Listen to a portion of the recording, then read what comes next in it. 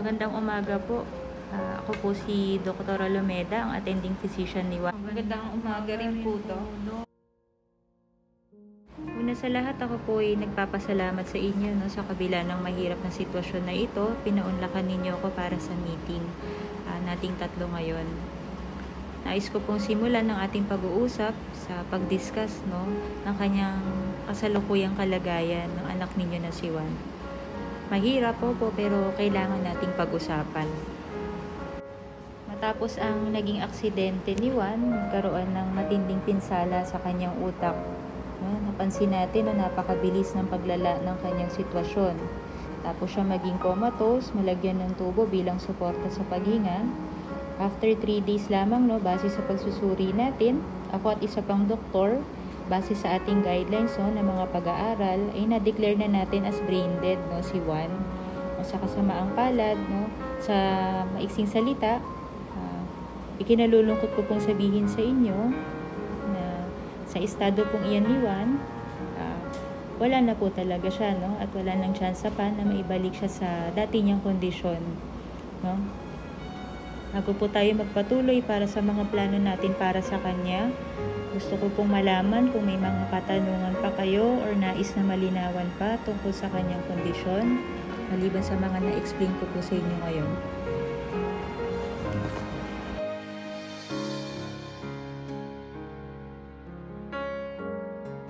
Ang hirap po kasi, Dok, tanggapin. Napakabata pa ng aming anak. Marami pa po kami pangarap sa anak namin. Masyado pong mabilis ang mga pangyayari. Pakiramdam po namin ay hindi po kami handang tanggapin ang sinabi ninyo na brain dead na si Juan. Nawala ng pag-asa na gumising pa siya at bumalik sa dating estado niya bago ang aksidente. Sa madaling salita, ay parang patay na rin po siya. Tumitibok pa kasi ang puso niya, Dok. Hindi po ba? Buhay pa po siya, Dok So paano po iyon? Kung tatanggalin ang mga nakakabit sa kanya, hindi po ba parang pinapatay na rin po natin siya ng tuluyan? Wala na po ba kayong pwedeng gawin, Dok? Hindi po namin matanggap na sa murang edad ni Juan ay mangyayari ang ganito. Sa ngayon ay naiintindihan ko po ang inyong nararamdaman sa sitwasyon ni Juan. Mahirap, ngunit kailangan po nating pahalagahan ng buhay at maibigay kay Juan ang kalidad ng buhay na pwede pa nating maibigay sa kanya hanggang sa huli. Sa pagkakataong ito, mas maigi po ang maging mahinahon at mag-focus po muna tayo kay Juan. Ang pamilya niya po ang tanging magiging sandalan, ang isa't isa sa ngayon. Kailangan po ninyo maging malakas at maramdaman ni Juan na kayo ay nagkakaisa at nagsasama-sama sa tabi niya. Okay lang po na mapag-usapan natin ang inyong nararamdaman ngayon at sa mga susunod na araw. Opo, Dok. Sana ay madalas po namin kayo makausap at makuhaan ng update.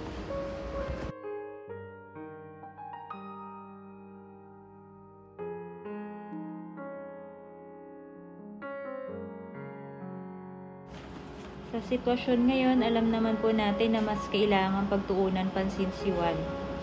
Pero meron na po ba kayong naiisip sa mga susunod na araw o sa hinaharap? Ano yung nilulook forward pa ninyo sa mga susunod na araw? Sa sobrang biglaan ng pangyayari, Dok, parang gusto na lang po namin siguro ma-enjoy ang huling araw na nakakasama namin si Juan. Na sana ay wala siyang mararamdaman na anumang sakit. Ayaw po namin siyang makita na ganyan. Maraming nakakabit sa kanyang mga swero. May tubo na para bang hirap na hirap siya. Pero hindi niya lang kaya sabihin. Kung makakapagsalita lamang po siya, alam ko po ay nanaisin rin niya na sa huling sandali ay napapaligiran siya ng mga kapatid at kaibigan niya. Kung maaari po sana ay may uwi na lang namin si Juan. Pero sana yung magiging paraan ng pagdisan niya, sana po ay hindi na siya mahihirapan, Dok. Iyon na lang po ang pakiusap namin, Dok. Bilang Katoliko din, gusto din namin sanang pa-bless siya sa isang pare at mabigyan ng maayos na burol at libing.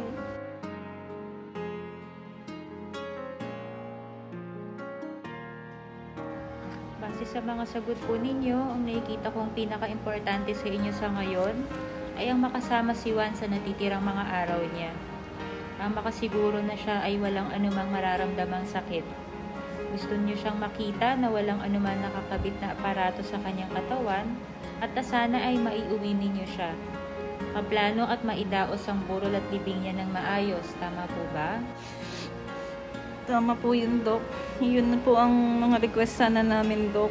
Kasi kung wala na po talaga, kahit mahirap, Dok, siguro paunti-unti namin kailangan tanggapin. Tama po yun.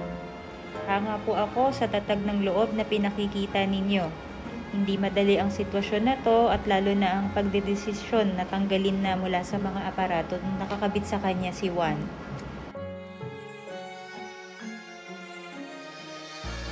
Pinagalang ko po ang inyong desisyon sa kalagayan ni Juan. No? Ito po ang aking advice at sa tingin ko ay makakatulong para maisakatuparan natin yung mga nais ninyo para sa inyong anak. No? Nais ko lamang ipaliwanag din sa inyo na once tanggalin natin yung mga nakakabit kay Juan, maging ang tubo na nakakabit sa kanya, ang mga swero at gamot. No? Hindi natin pa rin masasabi kung gaano katagal pa yung ilalagay niya dito sa mundong ito. No? So, bukod sa pag-aasikaso ng kanyang maayos na paglalagakan, no? Hindi sa kanyang pag-uwi, isa po sa pwedeng tumulong sa atin, no? Lalo na kung maiuwi pa natin sa bahay si Juan, ay kung magkakaroon din ng isang nurse, no? Or caregiver na maaaring makatulong sa inyo kung meron mang isang miyembro ng pamilya or kaibigan na may kaalaman, no, sa pangkalusugan na pwede mag-assist sa inyo, ay mas makabubuti po ito na napag-usapan, pagplanuhan na natin ngayon. Habang nasa bahay, ay pwedeng nadidinig niya po ang kanyang mga paboritong tugtugin at madidinig niya ang boses ng kanyang mga mahal sa buhay. Maramdaman niya na andyan kayo sa tabi niya hanggang sa pagtawid niya sa kabilang buhay. Ito na po ang hantungan at wakas ng buhay ni Juan. At tatanggapin na lang po namin ito kung ito man ang kanyang kapalaran. Maraming salamat po, Dok, sa inyong tulong.